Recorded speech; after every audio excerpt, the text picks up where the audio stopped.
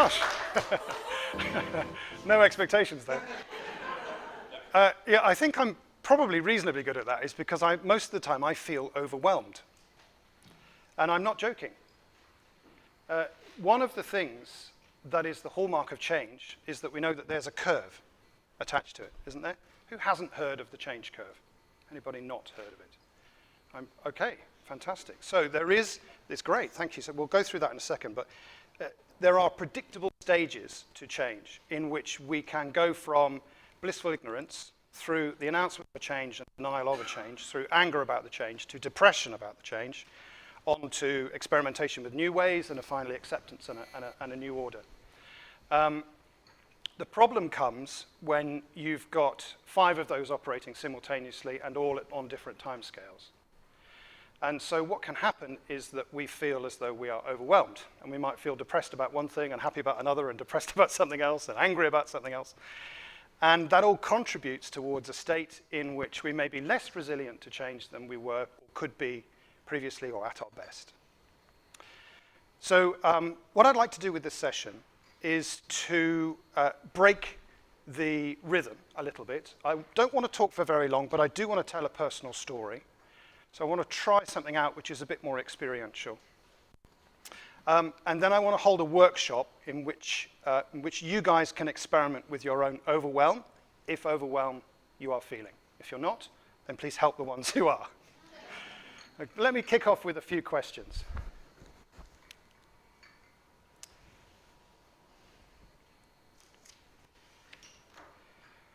Who in the room works in change or leads change? Please indicate. I think that's about 90%. Thank you. Who in the room is leading or consulting on multiple changes at the same time?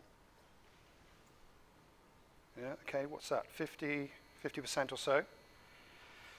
Who feels they're doing that well? Slightly fewer. Slightly fewer. That has to be the consultants, right? Okay, slight change in tack.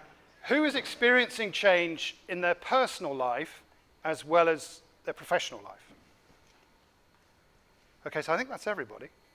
Yeah, thank you. Who is occasionally overwhelmed by the amount of change that you face? Take out occasionally. Thank you. I just wanted to give the benefit of the doubt, really, you know.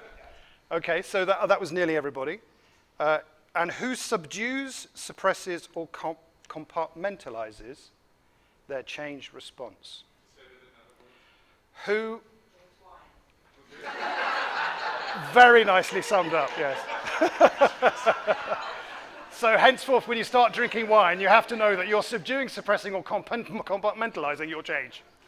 Okay, so who was that? Who feels that they do that sometimes? You subdue it, or you suppress it, or you drink wine instead of facing it? Okay, so that's also quite a lot of people, right? I'd include myself in that, and I'm a change agent. You know, my whole life has been about change. I've had 4 careers, one that goes over all of them, and 3 others that sort of sit in boxes. I'll tell you a bit more about that in a minute. But let's set some context first.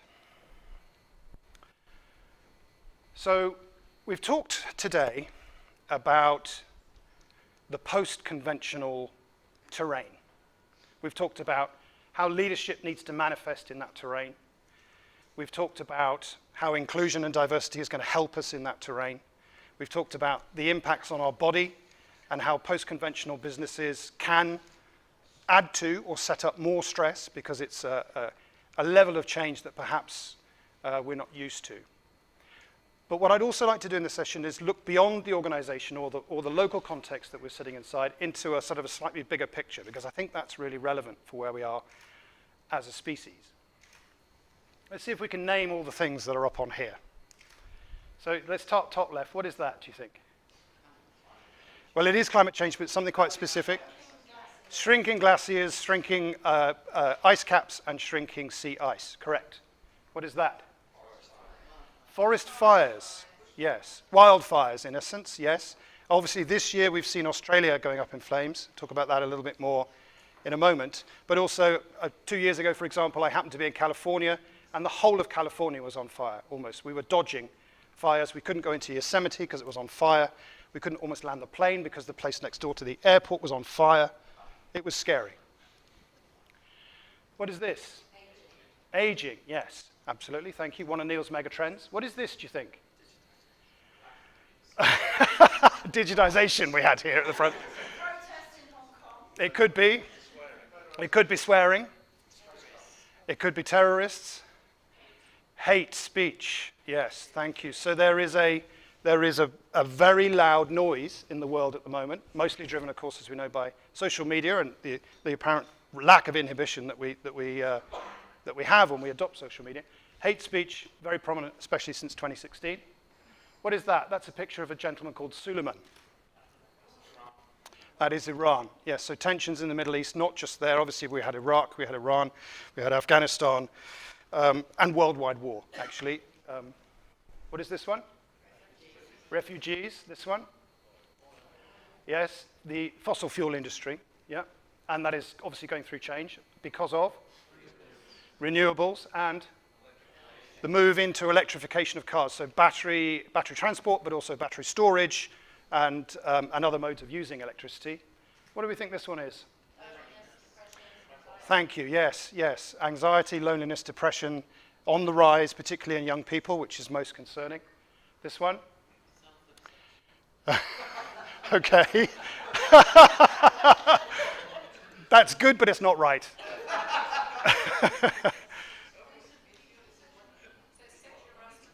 Well, it is, but yeah, but it's the rise of the feminine. I think that it is very welcome in my view, and I think we really need it as a species because the paternal culture is killing us, frankly. Personal view. Don't know if you share it, but that's what I think. Sorry. The rise of voice as well. Yes, lovely. Thank you. What about this one? Disintermediation of retail. Yes, so if you look back over the last 10 years, even just the last 10 years, the list of global brands that are going bust, out of business, is phenomenal, incredible. What about this one? Cows. Yes, yes, intensive farming, and particularly the use of drugs. What do you call it when you have an infection? Antibiotics, thank you, and antibiotics in our food. This one? Drought and desertification, so increasing the amount of space on the earth which is desert or savanna, and therefore not productive. We know what that is, we know what that is. This is an interesting one. Species loss. Who knows, who knew, or who knows now, that we are going through the 6th global mass extinction as we speak right now? Anybody know that? Yeah. And that's the most really concerning. Sorry, you didn't hear me. So we are currently going through the 6th global mass extinction event. So species across the planet, with the exception of ours maybe, are diminishing in size, particularly wild species, particularly species that do things like pollinate or help us to grow crops. And this one? Yeah.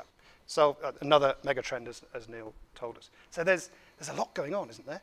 And it's in our minds, and it's on the news, and it's kind of in our peripheral vision. We may pay attention to some of those, none of those, one of those, whatever.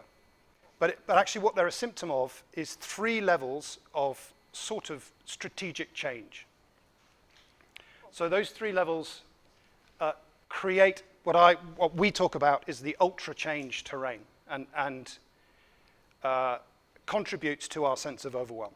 So the first one is constant organizational change. This has been the subject of today, the constant organizational change and the fact that it is a constant, which is a hallmark of the post-conventional era.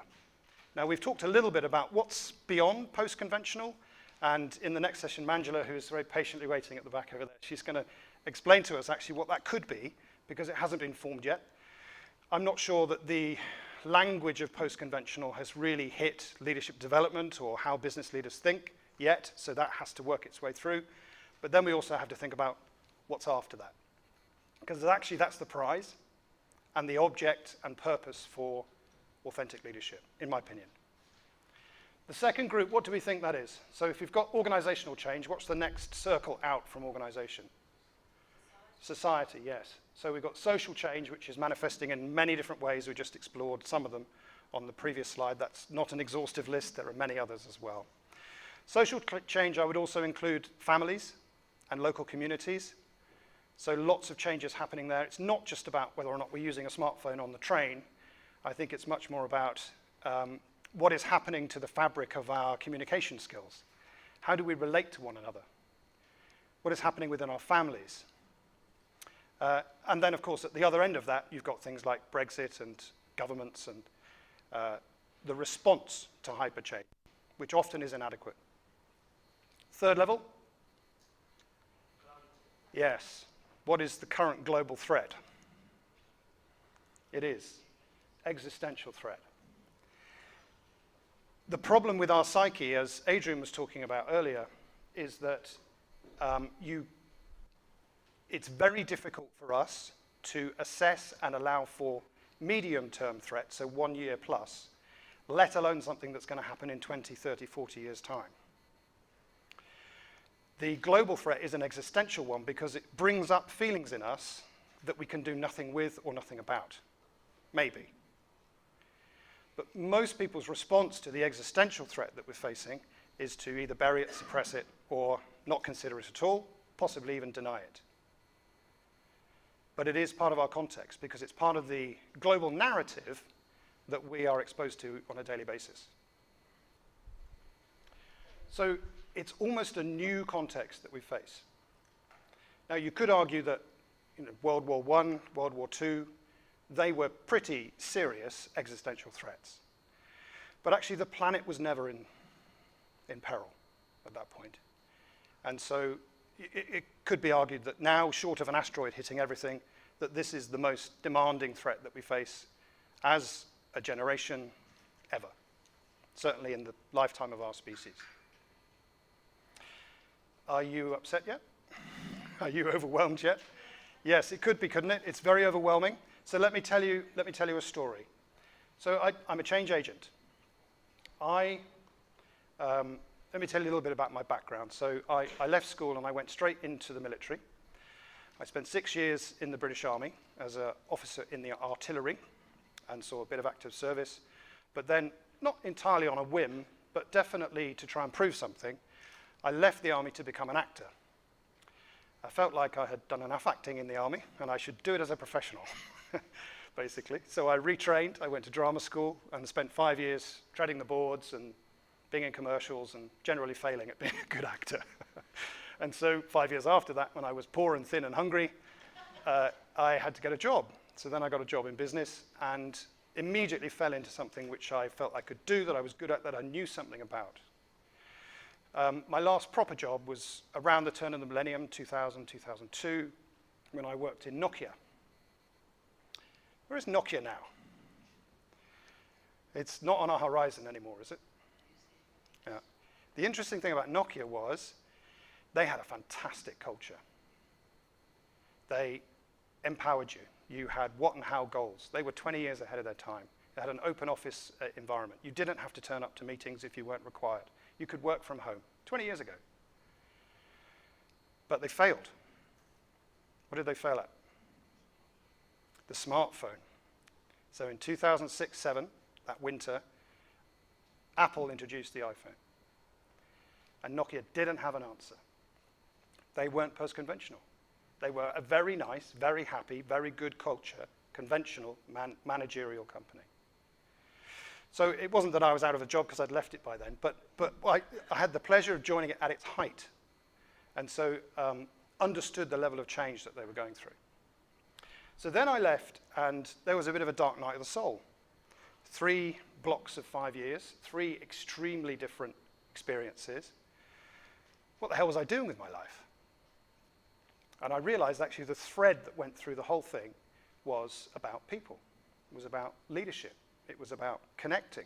It was about being honest about things. It was about how do we do change better? Even in the army, believe me, that's what it's about. And so for 15 years, I've been working on this. Over that period, what I realized was what we've just been talking about. The planet's in peril, I don't think it's part of the national conversation. This is back in 2015. And so I took what I thought at the time was an authentic and brave decision to face into that. And I went to Delhi to study with Al Gore to become a climate reality leader. And I thought, before going, that I was robust enough to be able to both handle that experience and then do something with it afterwards. And I was wrong. So it was a fantastic 3 days. Al Gore is an amazing leader. He was inspiring, he was motivating, he was a fantastic trainer. We spent time in him in a room. He went through it, and he has a 675-slide presentation in which he thoroughly convinces you of what the impending stuff is that's going to happen to us over the next 30 years. And I experienced my first total and utter overwhelm. I had absolutely no idea what to do with it, even though I was there to be trained, even though we were having a workshop about what do you do with this information, because I went to fight or flight. So think about the stress levels I'm experiencing at this point, back to Adrian's pitch. So something that I like to call fear and loathing, and actually that's wrong, it's not Mumbai, it's Delhi and Dubai. These are two actual pictures I took on the plane ride home. This picture is a picture of the smog over Delhi from the window of my plane as we took off. It's not cloud, it's not drizzle, it's smog. And we'd been studying this. We came out of the hotel and went, literally. The next one, I was so overwhelmed I went to sleep. Couldn't stay awake. It was like, just let me check out. When I woke up, it was a blue sky, and I couldn't work out why it was blue and it wasn't gray. But when I realized that brown smudge in the distance over there, maybe you can see it, this was Dubai, I realized the scale of the problem that we're facing. So in one plane journey, there it was. Couldn't see Dubai because it was a brown smudge of pollution. So what do you do with that? There are precedents. There are precedents in our history. And this period actually was one of those times. This is a picture I'm sure you will all be familiar with. It's called Der Schrei der Natur by Edvard Munch, a Norwegian painter. And it came to symbolize that era. About the 1890s, 1893, it was painted. And what he said was, this is an epochal age. This is an age in which we don't know where we're going or what we're doing. There was lots of literature about the demise of religion, the demise of the ancien regimes across Europe, the fall of royalty, the rise of different dogma and different ideologies that ended up with the First and Second World Wars. It was a time of great change. Literature reflected it, and so on. And I think we're going through a similar period now. The problem is we're not processing the grief. So at an organizational level, we're becoming hardy, not resilient. Resilient is something where you experience a push, you bend a bit, and then you come back. Hardy is when you experience so much force, it changes the shape of the tree. And we have a lot of things in place, to our credit, particularly in organizations, particularly in forward-thinking organizations, post-conventional organizations. There's a lot of things that really help us. We've got awareness of change and transition and how we feel and how we operate through those changes. We've got conscious and unconscious bias training. We know ourselves better. We're more self-aware than we were. We have resilience and well-being, mindfulness, meditation, diversity and inclusion, team psychological safety. In my view, they're not adequate, because what we really need is really effective leadership of change. And in my view, a lot of these are coping strategies and not the way to go about doing this. Consequently, what we do is we suppress, compartmentalize, and drink wine. Does this feel in any way familiar to you? Does this feel like a thought that you've had before? Yes? Okay. So I'm going to posit something which I think we need to do as a society to get beyond this. To actually solve climate change, we've got to feel the grief. And I was delighted and surprised to see some articles in The Guardian this year. Now, The Guardian is noteworthy because it's part of a range of organizations who've actually declared a climate emergency, and they have a policy of following journalistically what's happening around the world. And I didn't realize it as I saved these articles, but the number of pictures up on here are the number of articles that I noticed and saved in January about what's happening across the world. Just January. So here we've got climate emergency. 2019 was the second hottest year on record. Australia fires are the harbingers of the planet's future, say scientists. 1 billion animals were killed in the recent Australian fire. 1 billion animals. UN draft plan sets 2030 target to avert Earth's 6th mass extinction. This is a picture of a coral reef. Now that's actually a healthy one. We've already bleached or killed 50% of the Earth's coral. This one is talking about the environment in 2050, what it's going to be like with a 3-degree increase in global temperature, average. This one is about how the climate crisis is likely to increase violent deaths of young people because of the inability to deal with increased temperatures or overcrowding, how we go about our lives at the moment. This one is about how ocean temperatures hit record high as the heating is accelerating beyond all the most wild modeling. And this one is, I found really curious because this woman went online and started talking about her anxiety. She started saying, I feel at a loss, I don't know what to do, I feel overwhelmed. Nothing more than that. And immediately she had tens of thousands of followers who were asking her things like, what kind of jumper would you wear to feel better? Which I find astonishing. But anyway, at least she was out there and saying, and people were going, yes, I identify with that. But the best article, in my view, of what I experienced here was this one here. And this was talking about actually what I wanted to hear. I didn't want to hear the doom and gloom, because I know that. I think we all were starting to understand that. What I wanted to hear, and what I'm longing to hear from our national leaders and our business leaders, is what are we going to do about this? Properly, together. And these people who are out there in the world, these scientists, were talking about the curve that we need to go through and what we need to do at the bottom of the curve to come out with rightful action at the other side. There is hope in this. I'm getting to the hope. So, 3 quotes, which I'll read because I know you can't see that at the back. So the first one is about the loss of the Great Barrier Reef and ocean acidification. So this is a guy called Steve Simpson, who's a professor of marine biology and global change at Exeter University in Devon. We came back from our field sessions increasingly broken.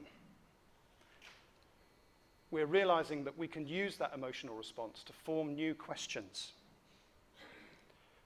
It's really important we find ways of communicating the grief we are feeling and work together to support each other. So this is someone whose whole life is about looking at facts, data, assimilating data points, and then making reports out to them, talking about his grief. Next one. This is a professor, director of the Labrador Institute at Memorial University, Ashley Consolo, who had interviewed Inuit people who were losing their habitats because of the loss of sea ice. So these were people who were living on the sea ice around Greenland and further north in Canada.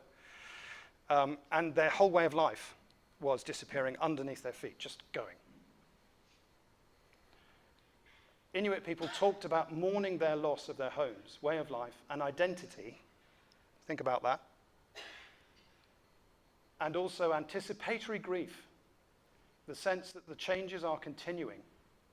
This is slow and cumulative grief without end. What helped me, this is the researcher, what helped me was talking to the indigenous elders because they talked about how grief isn't something to avoid or be scared of. So the people who were losing their jobs, their homes, their livelihood, their very way of life, were counseling the researchers who'd come to speak to them because they were more at peace with that than the researchers themselves. There's something missing in our discussion, isn't there? Something missing in our personal process, that we can speak about this, that we can call up a friend and say, I feel shit. Now, how do we get to the other side of that? Third one, loss of habitats in mainland USA. So these are infrastructure projects that cause loss of habitats, so unintended consequences. I found myself unable to move on and create. This is an artist speaking. I realized I was experiencing grief. I decided to collect one of each plant species and photograph them. Through these images, I was able to have a wider discussion about loss. We've been traveling throughout Maine to hold community dialogue sessions to talk about ecological grief. And that was Deanne Whitman, who's the assistant professor of environmental humanities at Unity College in Maine. I think that's marvelous, revelatory, because you've got there a mainstream media paper reporting on scientists who are talking about how they feel about the grief and loss that they're experiencing. So these are the people who firsthand are seeing this stuff and are dealing with it so that they can carry on to deal and do something productive with that. So what they're talking about is going through a process so that you can come out the other side and be purposeful. Not hopeful, purposeful. So I'd like to offer you the same opportunity. I've got 2 slides. One is questions about me. So a conversation you can have at your table. Reflect on your own process. Where are you in this? So what do you notice and how do you experience these feelings, if you do? How does it manifest in your personal life? So are you just shoving it to one side? Are you drinking wine? Are you having a chat? Are you active? Are you doing something with it?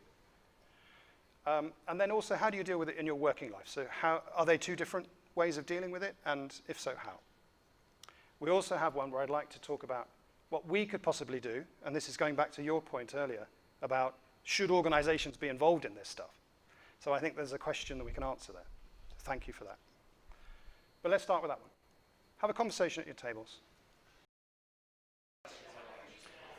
Okay, everybody. I'm very curious to hear what you've been talking about. What thoughts do you have? We're doomed. We're doomed! Did you used to see that, Dad's Army? We're not doomed. Yes, we're going to be poets and landscape gardeners. Yeah. Yeah. So thank you, everybody. The first response to my question there was, we're doomed. Who subscribes to that? Who feels we're doomed, Mr. Mannering? Does anybody feel that we're doomed? I know you do. I know you do. Anybody else feel we're doomed?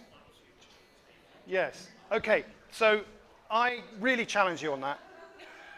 I really do. And I'd like to, what I want to do is move from that. Yeah, I think it's a necessary thought. And believe me, I've been there, as I think I've demonstrated. And I've come out the other side, and I vehemently disagree. We are not doomed if we do the right things. If we do the right things. And we can. And we can. And we are. So we'll come on to that in a minute as well. So thank you for the we are doomed. I really appreciate that. Wrong answer. What other thoughts do we have? How are you feeling? Feeling about it? Yes. Joanna Macy, I don't know if anybody's worked with her, she does the 40 days in the desert, you know, to really embrace the grief and all the feelings about the ecological crisis, so that, you know, going down that and I think in a country that doesn't have many opportunities necessarily to express its emotional turmoil, it often comes out in funky ways, right? You know, some may consider, you know, the way we voted the referendum is one expression of that, how people are reacting against Harry and Meghan's decision, when Diana died. These are all outlets for things that have just been stirring for a long, long time. Yes, and I think they're also linked into the megatrends and response to megatrends. So if the world is globalized and I'm losing my pension because the oil companies aren't as valuable anymore, then I have to retreat and hunker down, and I have to protect myself. So I'm going to vote for somebody different because they're promising me something I can have, and populism is on the rise. You know, it's all interlinked. Absolutely agree with you. And there are mainstream, hard-headed, caring, compassionate ways that we can deal with this. and we don't have to leave it to going to 40 days in the desert, you know. So I'd really encourage all of us, particularly people who are in here who are business leaders, think about how you can deal with this stuff. Yes, sir. Please do. It's quite heavy. I'm Luke. I do feel overwhelmed, and one of the things that's going on in my life at the moment is that I feel very blessed to have a lovely family. I actually have 5 children, all grown up, and my youngest son works for Scottish Power Renewables, and he is vegan, as are 4 out of 5 children. And over the last few months, he has been coming to me and he has been asking me to examine my behaviour. He's been saying to me, why do I eat meat? He's been saying to me, why do I drive a car? Why do I go in an aeroplane? And what's really interesting is that he is now a source of education for me. I have been and continue to be educated in terms of many of the things that you were talking about today. And I'm very grateful for that, but at the same time, I'm overwhelmed. So actually, I think what's going on is that actually our own children can be an amazing source of education, and they can help with this change far more than we even realise. Yes. And we can engage and ask to be instructed, and we can express how we feel about that as well at the same time, even though we're white males who don't generally talk about our feelings. You know, I mean, it's an inclusion thing as well. What other feelings and thoughts do we have? Yeah. All white females. Sorry, I don't mean to be exclusive. Where am I going? I think at this table, if you agree with me, there was a general sense of frustration and hopelessness. Not that we're all just really sort of relaxing there and being frustrated as an end result, but just it being, really sort of feels like it's out of control as to the whole thing. Is that overwhelming? It is overwhelmed. That is, yeah.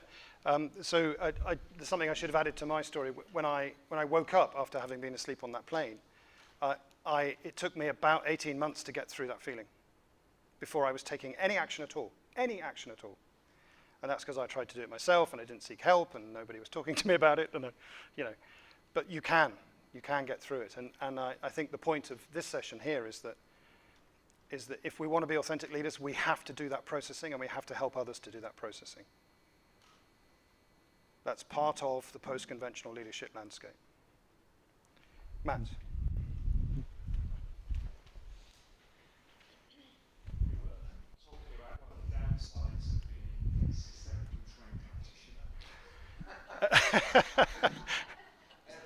I think the overwhelm is even greater. I mean, when you think about it from an individual perspective, yeah, you can recycle, you can start to reduce your own consumption, change some of your behaviour. We were talking about the number of reusable cups that are on our table. When you start to think about it systemically, we were talking about the fact that we often end up tying ourselves in knots and feel even more overwhelmed and disempowered.